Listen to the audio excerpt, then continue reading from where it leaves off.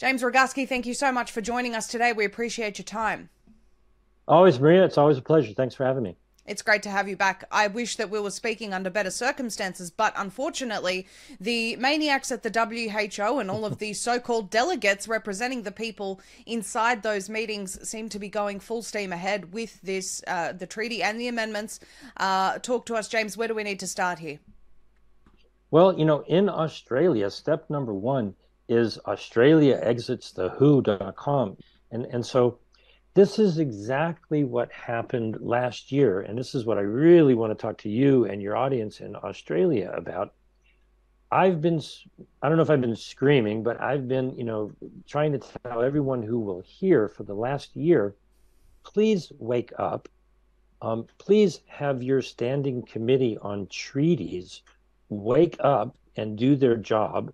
Please have those, I think it's 11 members of parliament, realize that last May in 2022, the unelected, unaccountable bureaucrats that are your delegates in the World Health Assembly did adopt amendments to the international health regulations. Most people think that that did not happen, but it did. It's documented. It's crystal clear.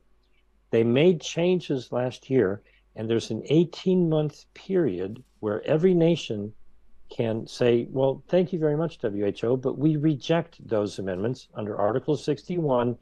Every nation could just write a letter to the WHO and say, no, thank you. You can take your amendments and we don't want them. Well, 12 months have passed.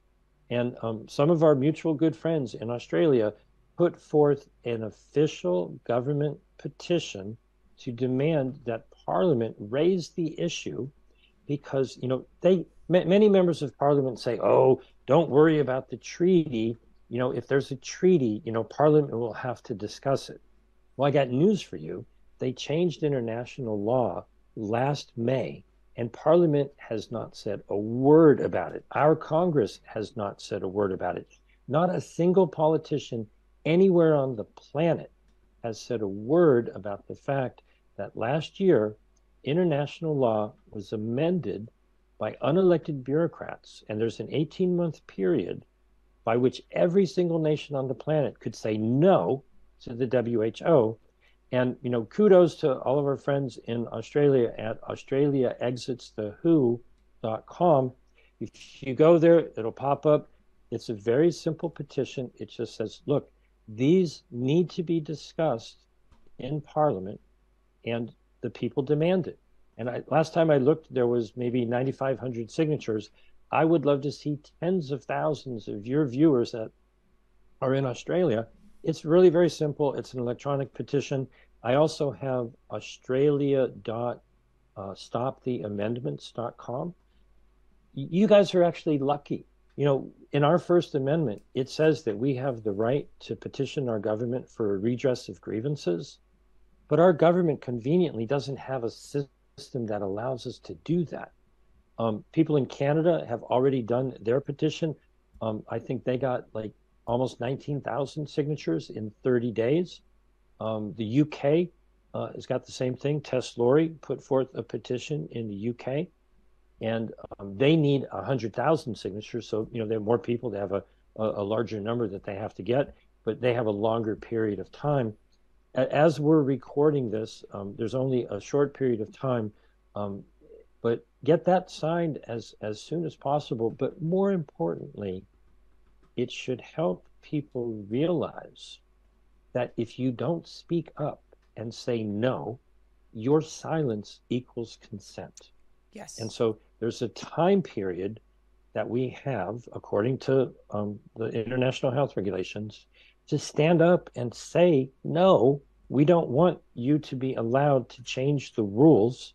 And, the wonderful folks in Australia have put forth a petition that I encourage everybody to, read it and consider it and sign it if you wish, and pass it on. There's a little bit of time left to get as many signatures as possible. Well, this is really, really simple. So again, it's australiaexitsthewho.com. I've shared your worldwide exit the WHO Substack, James, to get people from various countries to sign. But it's so easy. If you just click urgent action required, it'll take you straight to the petition. If you go to James's Substack, worldwideexitthewho.com, you can see here that he's got various actions for Canada, Australia, Denmark, Ecuador, Finland, Israel, Netherlands, New Zealand, Portugal. I mean, it's so many different countries on here. So I encourage everyone to go and do that. Now, if you're watching from a country that's not on that list, James regularly give me a phone call. You know, I do it all the time.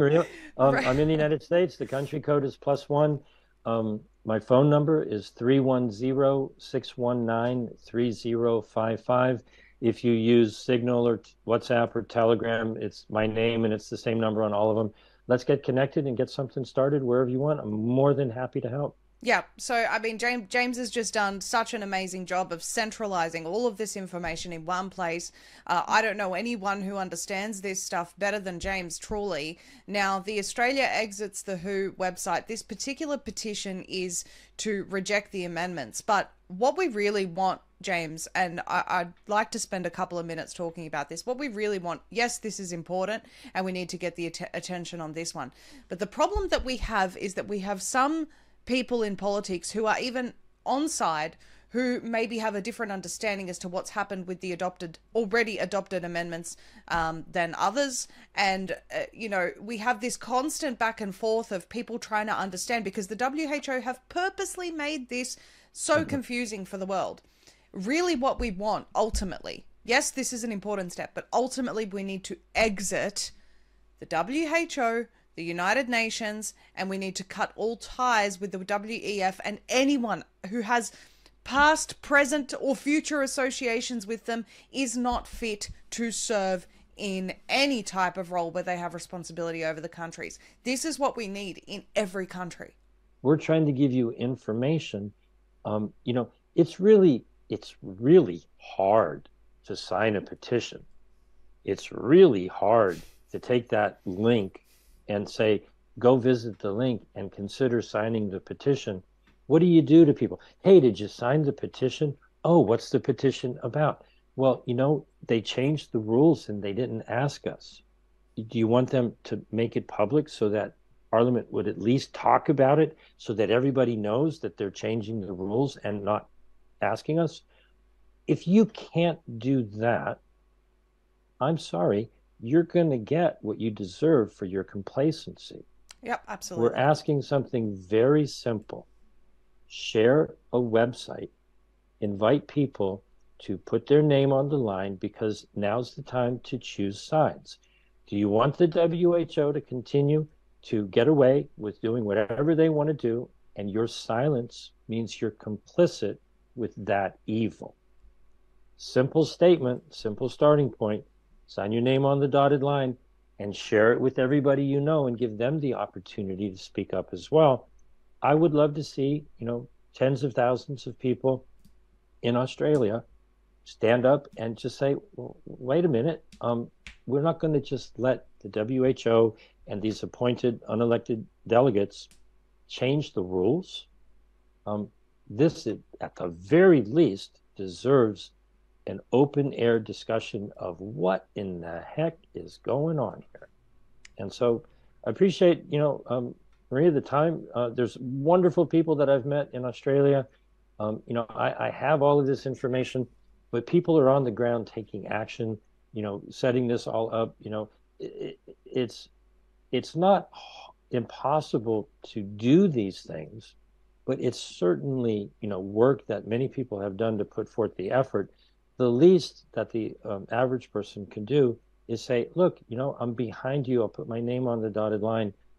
Let's demand that this be opened, you know, openly discussed in public, so that all of the people can see what's going on. Everybody who's ever looked at any of the information that I've put out, honestly looked at it, I don't know anybody who's come back and said, oh yeah, I want the WHO to be in charge of my life. I'm tired of all that dignity, human rights, and fundamental freedoms. That's such a burden. I want Dr. Tedros to be my doctor and tell me what to do with my body and tell me when and where I can or cannot travel. Not a single person comes away with that conclusion. Correct. So take part, take action, and we'll see what happens. Absolutely. Again, for everyone, you can go to James's Substack, worldwideexitthewho.com. He's got every single country up there. Also, if you're in Australia, go to australiaexitsthewho.com, and it takes you straight to the petition. And I'm certain that this is not going to be the last of the action that the world is organizing. Again, credit to the team at Australia Exits the Who. Great bunch of people, very, very good people, and they've done some great work. And thank you, James, for everything that you're doing. I'm sure we'll have a follow-up discussion coming very, very soon about what the people need to do next. Thank you so much. Maria, you're a blessing. Thank you so very much.